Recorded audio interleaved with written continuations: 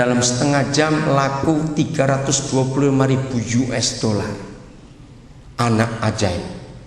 Maka dunia menyebut karena gaya lukisnya seperti gaya Monet, ya, pelukis Prancis yang terkenal itu Monet.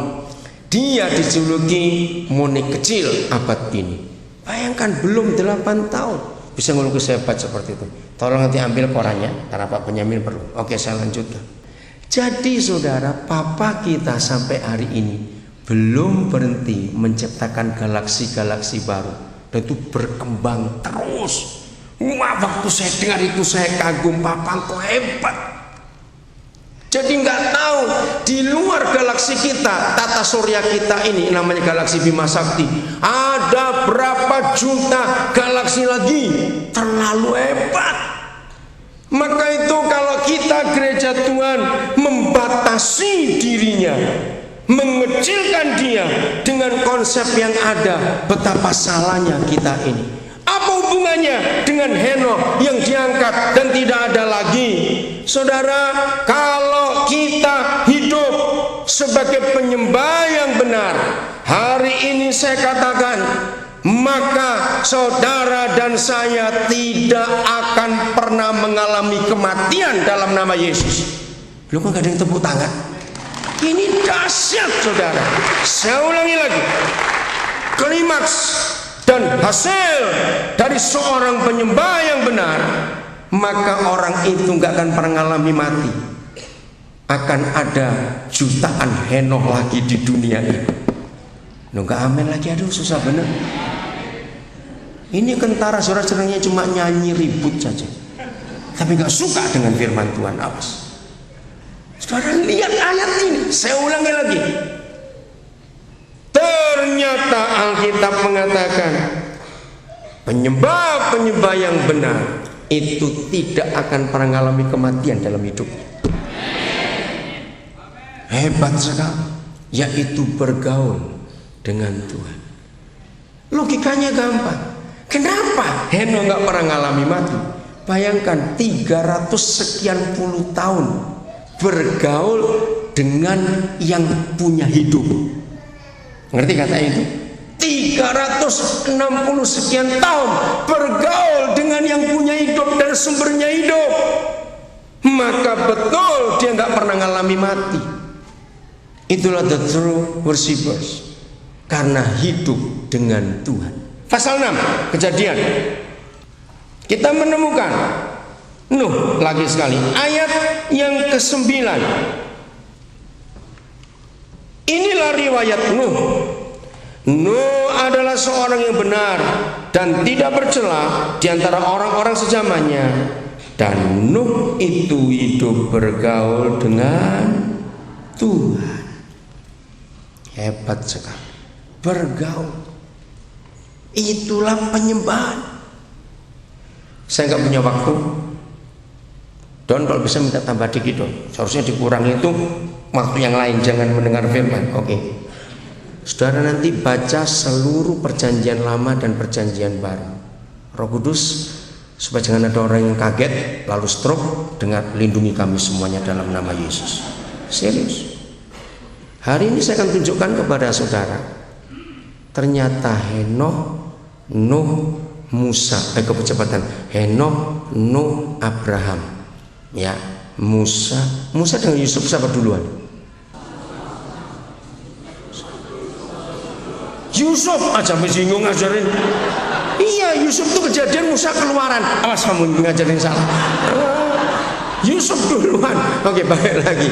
Henokh, Nuh, Abraham, Yusuf, Musa, sampai Raja Daud, raja-raja, lalu nabi-nabi, sampai Paulus, Yohanes, perjanjian baru. Saya akan buat saudara kaget hari ini. Bongkar Alkitab saudara, tidak akan saudara ketemu sebuah ayat yang berbunyi, maka berdoalah Nuh, berdoalah Henokh, berdoalah Abraham, berdoalah Yusuf, berdoalah Musa, berdoalah Daud, berdoa Paulus, berdoa Yohanes, berdoa. Tidak ada. Ternyata kata doa atau sembahyang itu cuma ada dalam agama. Tapi seluruh saudara kita, baik perjanjian lama maupun perjanjian baru, enggak ada ditulis doa. Berkata, bergaul, bertanya, luar biasa. Maka itu tidak ada unsur agamawi sedikit pun. Oke, nanti saya akan usahakan cepat-cepat ketemu hal-hal yang ini. Saudara cari sampai robek Alkitabmu. Tahu kata cari sampai robek? Bongkar, teliti, bolak-balik, nggak akan ketemu. Nggak ada satupun ayat Nuh berdoa itu, tidak ada. Lalu mereka bagaimana?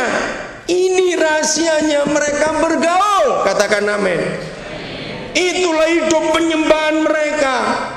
Bayangkan saudara, Nuh harus buat kapal yang gede. Gedung gereja ini jauh lebih gede, kebalik. Kapalnya Nuh lebih gede berapa kali lipatnya dari gedung gereja ini. Kenapa? Nuh nggak cuma bawa binatang.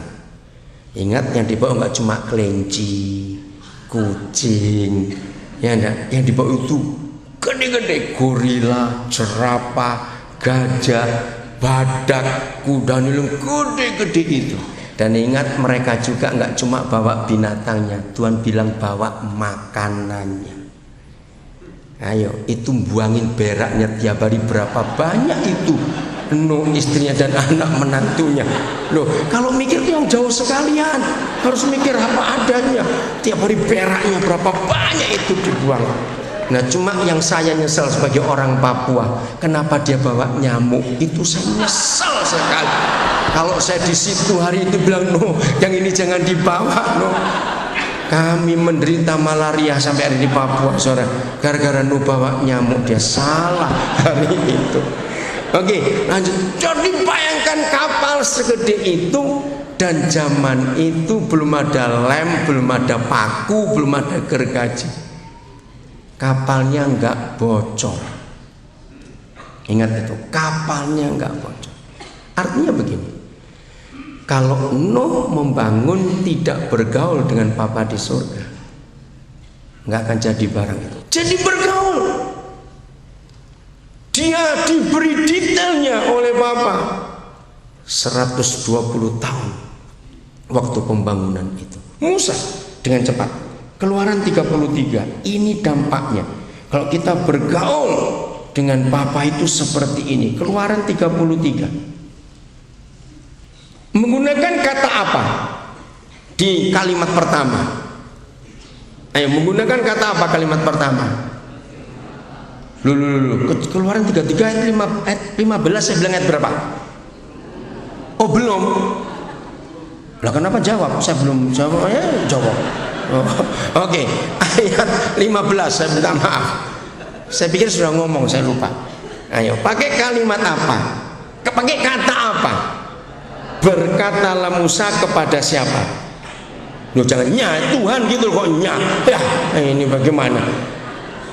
Nah, baca isi perkataannya. Pelan-pelan ya, baca isi perkataannya. Udah? Pendek bukan?